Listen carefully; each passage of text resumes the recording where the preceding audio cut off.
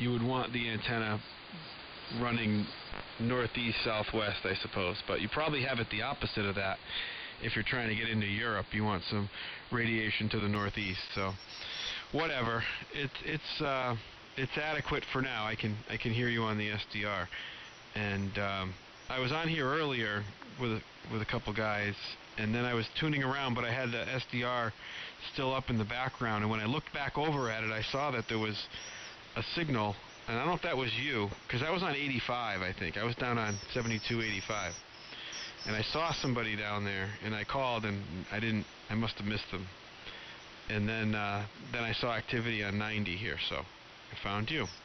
So back to you, Neil. KE7XL, wondering where that 7's from. You have to let me know. This is W1NJC. Back to you. W1NJC, KE7XL, leaving a fine copy, Nick. The former home QTH was 3,240 miles away in Sequim, Washington, on the Olympic Peninsula of Washington State. Okay, on Peru, Vermont. I'll have to look that one up. Right now, Nick, I am in West Dover, Vermont. West Dover, and my antenna is north-south. North-south. You're doing a good job from near Worcester. I'll keep it short, Nick. Back over to you. Okay, very good. West Dover. Yeah, I know that area. I have a good friend of mine, well, a bunch of brothers, but their cousin grew up there, and their parents still live there. I remember hanging around up there. We did some hiking. I don't remember what street they live on, what road, but there was some kind of old structure across the street that we were messing around with, and a stream down there. That's probably everywhere. But one of the main roads, of course, it's not very, busy, but it's one of the main roads. I want to say it runs like east-west-ish.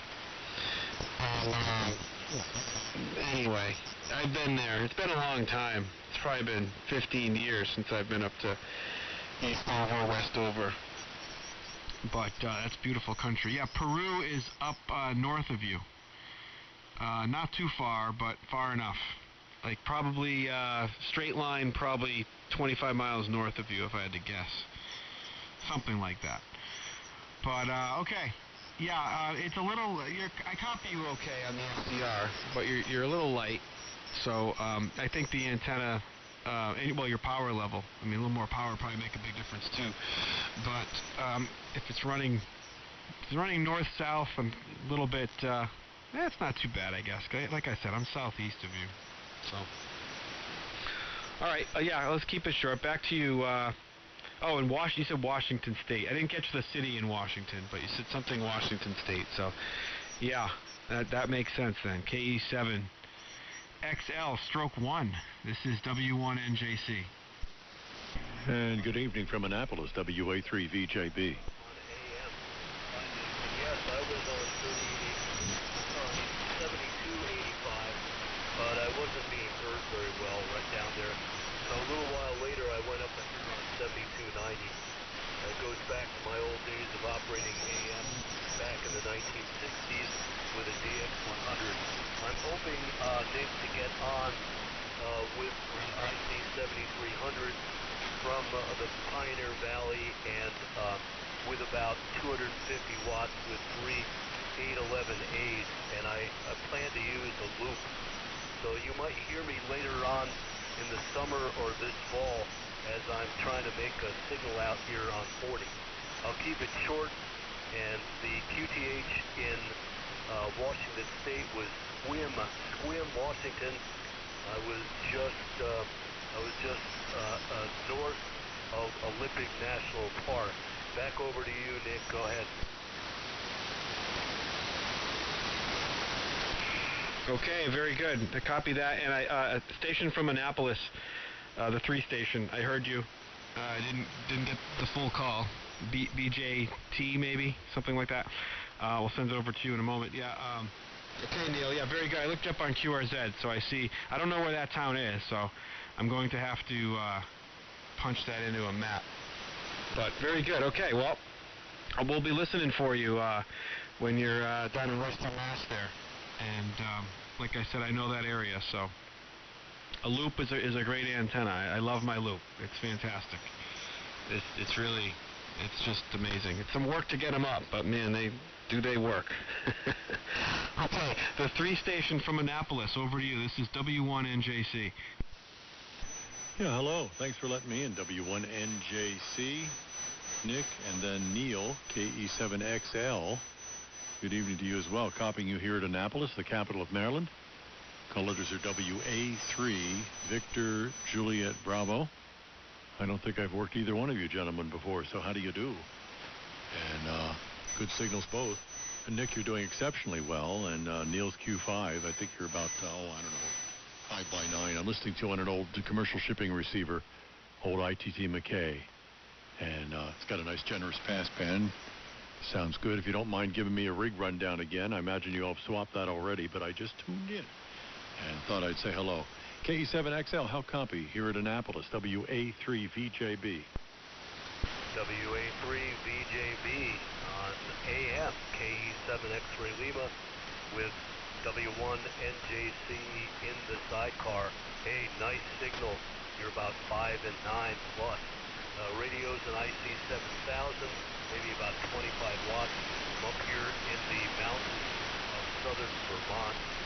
Just came into the area. I'm staying at a friend's cabin as I'm getting ready to become a 1. If I'm lucky, I'm going to get KE1XL, which is currently not in the list. Maybe I'll get it.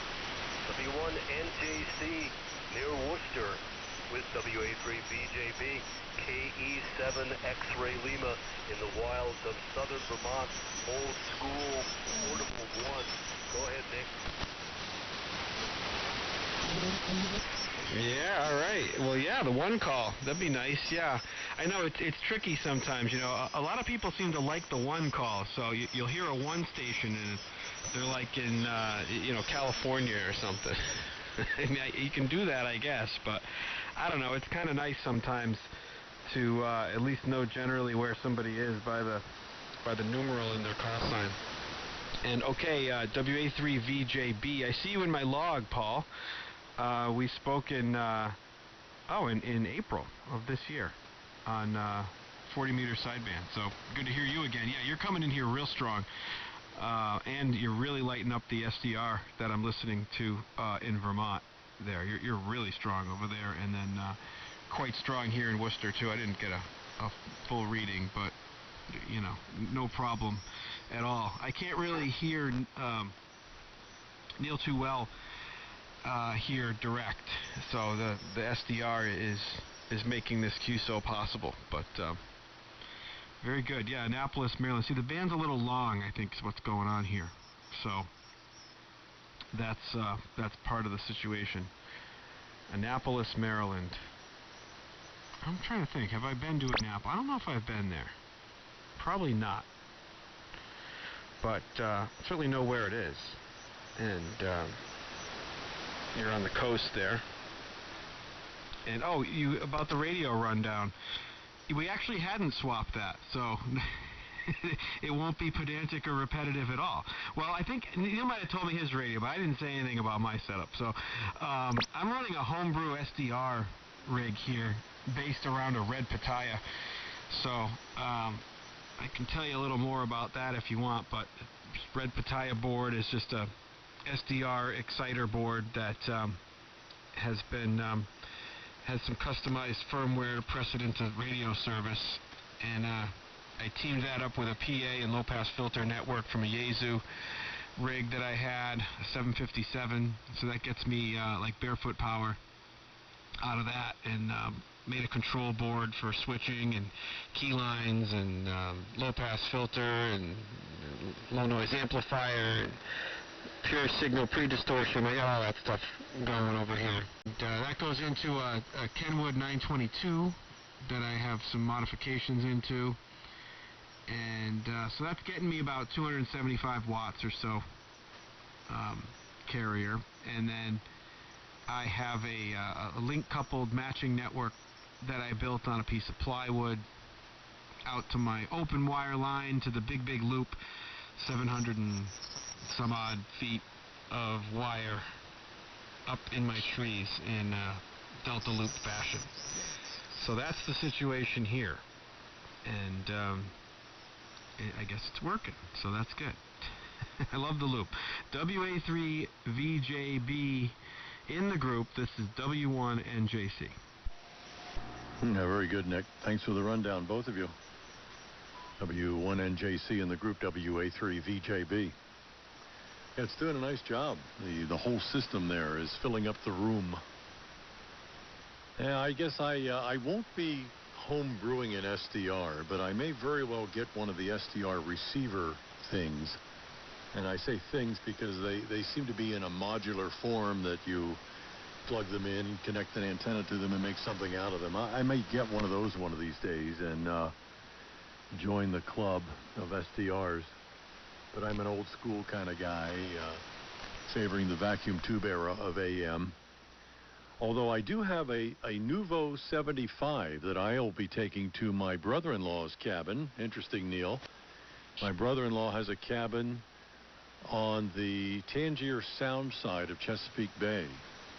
It's just southwest of Wallops Island, which is the NASA rocket launching facility on Virginia's eastern shore.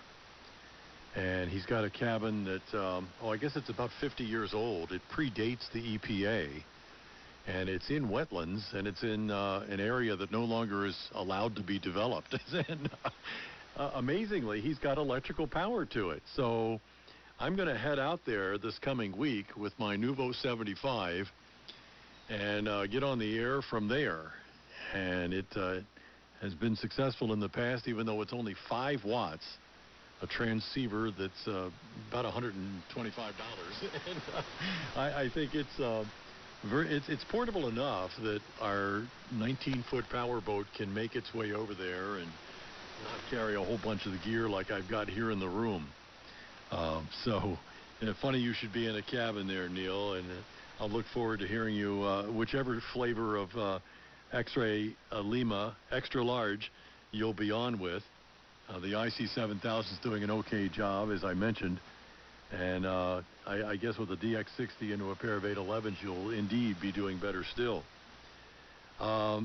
Nick, on the SDR, I don't know enough about it to ask you more, but I can give you the bottom line readout of the thing, that it sounds good on my end. Doing a nice job. You must be feeding it with some sort of somewhat refined audio chain, rather than some sort of communications quality hammy-hambone type stuff, because it does sound like it's got an improved or enhanced sort of characteristic to it. Here comes Neil, KE7XL, WA3VJB with the group. WA3VJB and the group, KE7XL. My business, Paul, you're doing really good.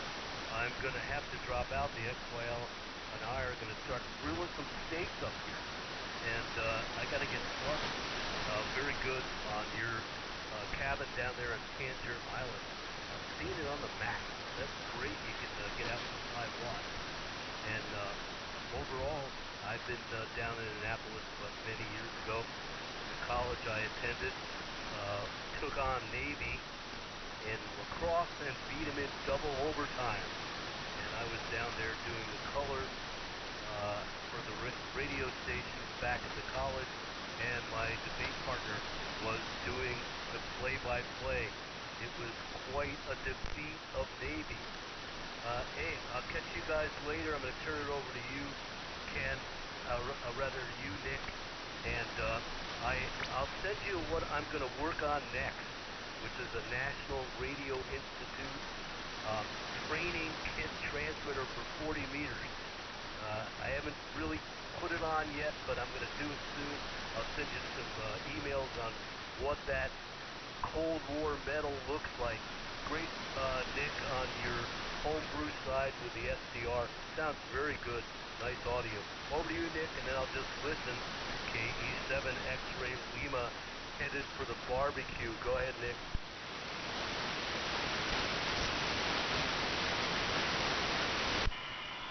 Okay, Neil, very good. And then 7.3. And, yeah, very good on the steaks, too. I think I might do the same thing. The XYL ran a 10-mile race down Rhode Island today, and she's going to be back in a little while. And I'm trying to figure out, is she going to want to go out to dinner, or because she was just out eating with her friends and stuff, so I might just have a steak for myself, which is fine by me. So may go do that. And all right, well, yeah, have a good rest of the weekend and evening. And it was good talking with you. And what else? I guess maybe that's it. So, but yeah, Paul, as far as the situation here, so I almost feel a lot like an Anon, and I don't know if you're familiar with that. I'm actually not either. I don't have an Anon, but I know enough about it to know that. I mean, I'm using the same software, so the same control software on the computer to run this thing as the Anon. So a lot of the same functions are implemented, including all the audio processing. So the computer and the software is digitally dealing with all the EQ and the compression, and there's a lot of tools that this software is capable of. So I went through quite a bit of it several times, trying to tweak things here and there, and try to make it sound as good as I can. People are always surprised. They say, what kind of microphone are you running? It must be some amazing, expensive thing. And it's not. It is a cheap, I think it was $20. It's in a nice aluminum cylinder chassis. It looks professional. It's got an XLR output. It's an electric condenser, cardioid pattern. But it's some, no-name Chinese brand, whatever. And it has a lot of low-end response. Too much. But I was able to flatten it out a good deal with the EQ and the rest of the processing. I think when I use it on sideband, I think I tend to bump I have profiles, so you can set up profiles on this thing. So this is my AM 10K profile, 5 on each side. So I have different profiles for sideband and whatever. And I think I have it going to cut off at 32 hertz right now on the low end and 5K on the high end. But on sideband, I usually cut that around 80 or 100 or, I don't know, 50, something like that. I don't know. You can play with all that stuff just dynamically. I could change it right now if I wanted to. So it's really neat what you can do with the SDR. I would definitely advise picking up one of those SDR receivers. They're all pretty good, and they're fairly inexpensive. There's the SDR Play. There's the AirSpray. I don't have either of them, although I've been thinking about picking up is it SDR Play? They have a DX one. There's a few different ones, multiple receivers in them. I borrowed one for a little while, and it's really cool what you can do with it. Receiving on one of those things is next level if you haven't played around with it. If you want to play around with it, what you should do is load one of the web SDRs. I have one running here in my shed. The Kiwi SDRs are quite capable, so if you want to write this down, it's just Kiwi, like New Zealand, because that's where the guy's from that designed it. KiwiSDR.njctech.com. NJC Tech, November Juliet Charlie TECH. And pull that up, and you can see what you can do with it. You can adjust all sorts of things dynamically, and there's a lot you can do. And depending on the software you use to run them, there's a few different features. But for the most part, it's the same kind of things you can do. And it's a lot of fun. I mean, every once in a while, I do get sort of nostalgic about needing a radio that can have some knobs to turn and some, So I have some older equipment here I'll listen to, and the old close your eyes while you turn the dial and listen for the station. I mean, you can't beat that sometimes. So you gotta have some old school equipment that you can turn knobs and has to warm up and all the rest of it to satisfy those sort of needs, right? But I tell you, what the SDR stuff's capable of is pretty amazing. It's stuff that we never really would have imagined. Even 10, 15 years ago, really, being so commonplace. I remember my dad, a Star Trek fan, I am too, and when they say scanning all frequencies, and I used to tell him, you can't do that. You can't scan all frequencies at the same time. And I guess you still can't, but an SDR, kind of does do that, so it's kind of neat. It's like Star Trek technology that we have. One more thing. Anyway, WA3, VJB, and 73 to Neil if you're still listening. This is W1NJC. W1NJC and 73 to Neil there, KE7XL. Yeah, we had steaks last night on the grill. Actually, a steak and a chicken boob on the grill, charcoal grill. Had one of each, and actually cooked two of each. And the other two we can pop in the pan here later this week instead of firing up the charcoal and all that. So, sounds like a good meal. And my wife ran a half marathon last weekend, so hope yours did well there, Nick. That was interesting, too. I guess she ran down in Rhode Island. Quite a number of AMers you may have encountered on from Rhode Island.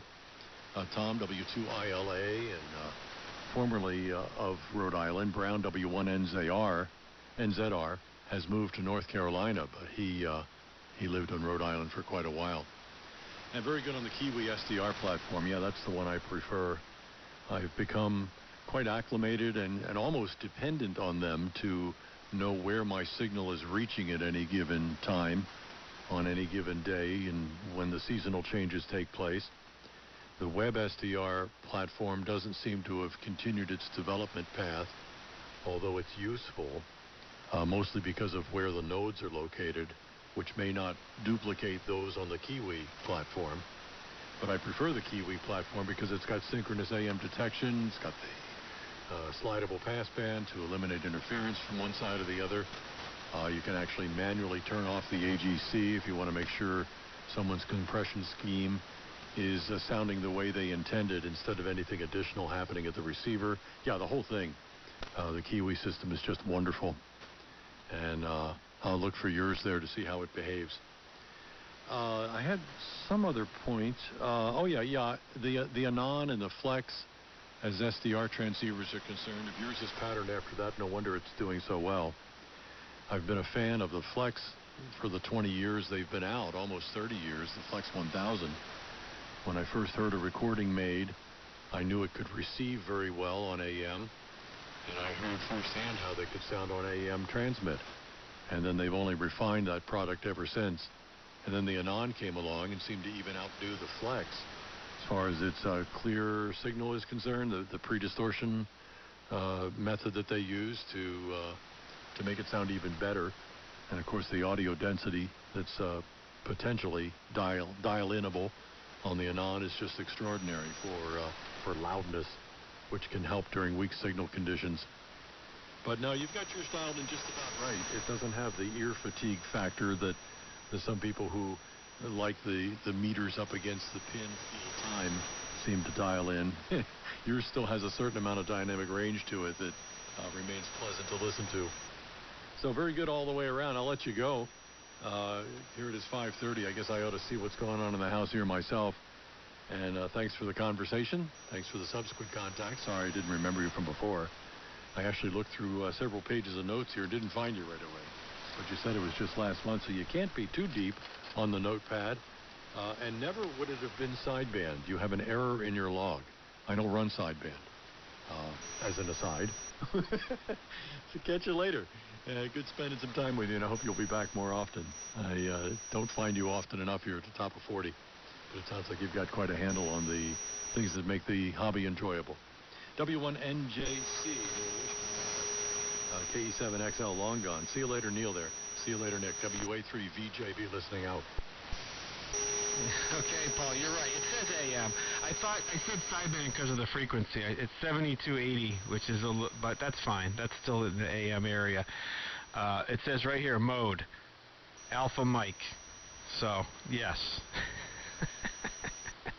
Thanks for the correction, though. We wouldn't want you logged in as having sideband on this frequency. So yeah, very good. And you mentioned Brown. I don't know him, but I know a guy who knows him. Somebody I worked with for many years, and I saw him up at Nearfest. He's not a ham. You might know him, Bill Van Lennep. He lives up in Pepperell, Mass. But he mentioned to me many years ago about Brown on Jamestown Island there in in Rhode Island, so that's how I know about him. But I don't think I've talked to him. And maybe I did, but I don't know. I certainly never met him. And yeah, the Kiwi, just one thing I've noticed, unless you know something I don't know, I can't implement a notch filter in the passband, which sometimes you need to do if there's some offending local signal or whatever, which tends to happen. I love being able to notch that stuff out here at the shack because, you know, if I can't kill it with like a diversity receive situation, which sometimes you can, but sometimes you can't, just notching that sucker out, if it's narrow enough, you won't even know the difference, is a nice feature. And I haven't seen that on Kiwi, but they've added lots of features. I used to be a little more active on the forum for the Kiwis, and I've repaired mine a couple of times. I actually replaced the BGA processor because I blew that out with a little mishap, and I was able to replace it with a heat gun at work, so that was pretty cool. And yeah, synchronous AM is real nice. Absolutely, because there's always some level of fading, and you know, you get that overmodulated buzzing sound, and it's sort of, you get used to it, but man, it's nice to not have to worry about it, especially when you got a nice strong signal otherwise, you know. You can just pop it in synchronous and you're good to go. So, all right, I'll let you go. Yeah, I'm going to run too. I'm going to run to the store because the wife wants me to grill her up something as well, so I'm going to run out to the store and pick up some meat and get the grill going, and yeah, have a nice Sunday feast, I think. So it was good talking with you, and yeah, let's do it again. I've been playing a bit on AM. I'm not exclusively AM. I don't mind. I'll use everything, but I do enjoy AM, especially when you got a nice signal both ways. You know, it's really comfortable to listen to. WA3. VJB, have a good rest of the weekend. This is W1NJC. Take care. Okay, Nick. My pleasure. WA3 VJB QRT. Hello, neighbor. Goodbye, neighbor. Is that you, Brian? Just wanted to say hello. I know you gotta go. Been listening along. Good to hear you. Enjoy the rest of the day. Oh, you sound like you're on the telephone. Yeah, I don't know what's going on. Good evening. Yeah, we'll catch up. Let me go in the house and maybe I'll catch you on 80 meters there later tonight. KB3WFE, WA3VJB. Glad you checked in, though. Good to hear you. See you later, Paul. KB3WFE.